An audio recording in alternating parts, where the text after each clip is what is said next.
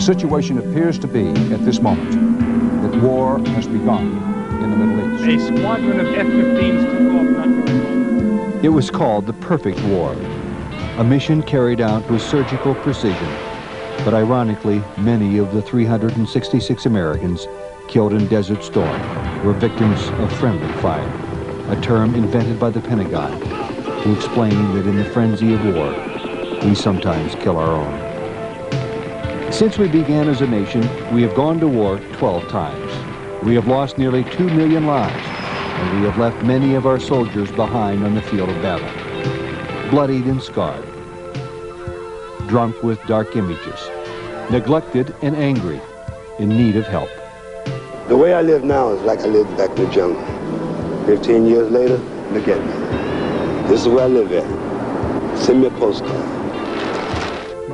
This is Shad Meshad's world, born out of the ashes of the Vietnam experience, the result of decades of commitment, caring, and action. The bottom line is that we're right amongst thousands and thousands of Vietnam vets that are homeless right here where we're standing now, and nothing's really being done, per se, for their situation. They pump this stuff into you like country, God, flag, and all this. But when you come down and you come back off the high, then you hit here, skid row. I served in Vietnam. For what? For me sleeping in the street now? In a sleeping bag, just like I did when I was in Vietnam? There are effects of war. And, you know, once you understand that, then you deal with all the idiosyncrasies, all the inequities, all the prejudices, all the denials. And those are the things that really our foundation is battling with. But we battle with trying to create solutions. Solutions have not been easy to come by for many of our veterans. Since they have come home, some have gone from battlefield The next thing I knew, I was flipping through the air. to battlefield, And I could hear everyone screaming and heard myself screaming. from fighting the enemy to fighting the government. I thought they'd fix me up. And I didn't think they'd be amputated. Jay Humphreys heard the cheers when he came home from Desert Storm, but he was missing his left eye, part of his intestines, and both of his legs. They can build these smart bombs that can fire straight through the door of a building. They should be able to make some sort of a device that can allow people to walk again. After suffering excruciating pain from an antiquated prosthetic device supplied by the Army, he requested a more up-to-date version. The Army said no. I am not going to spend the taxpayers' money and for people to complain that we are wasting our money. There are so many patients who need it. Why should I spend $5,000 for something that's not needed? It's a matter of dollars and cents. And it's a matter of they'll spend $1 billion on a bomb, but not an extra $1,000 for a limb once they blow a soldier's leg off. For other veterans, hundreds of thousands of them, there are no physical ailments, no crutches or bandages, but they are wounded, to be sure. They harbor feelings of guilt, fear, rage, and sadness.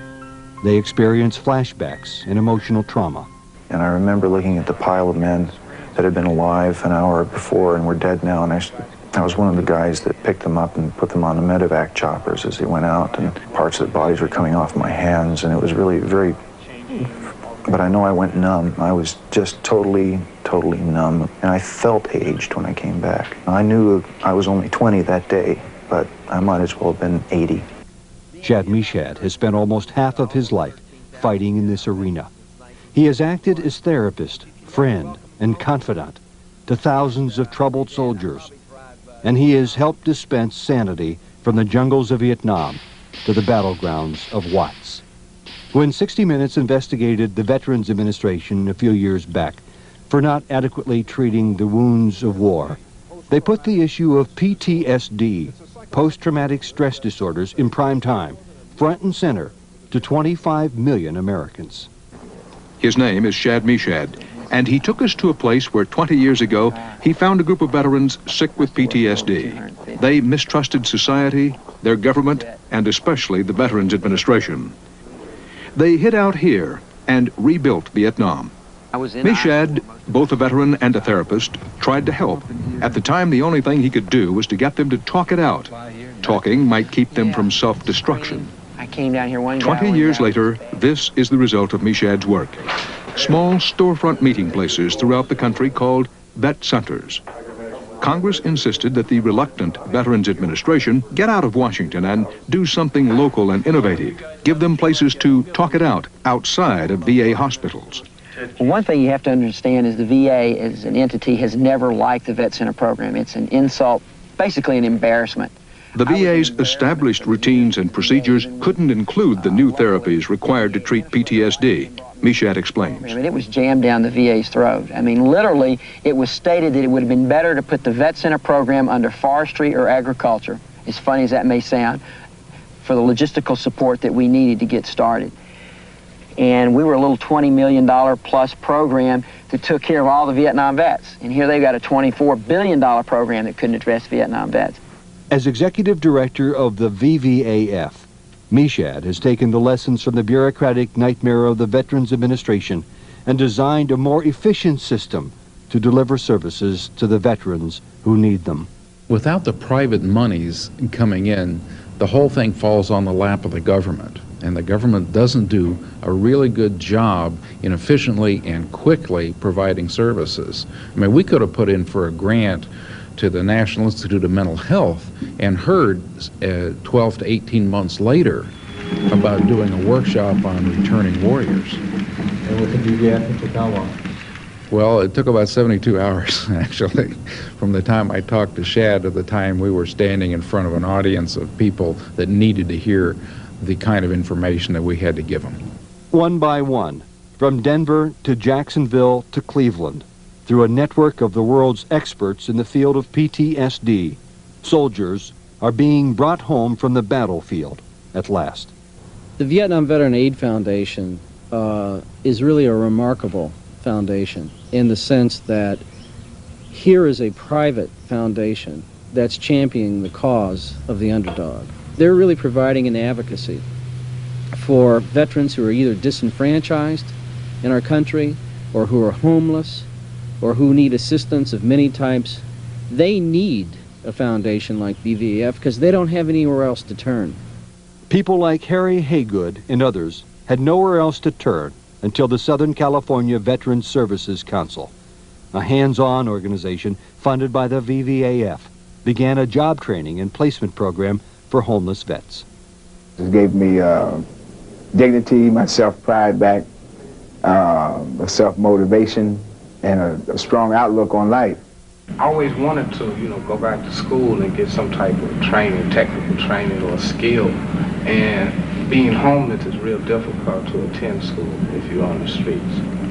This program has housed me until I complete my training. Well, you can't get to solutions dealing with issues like readjustment, dealing with traumatic experiences overnight. There's no quick fix.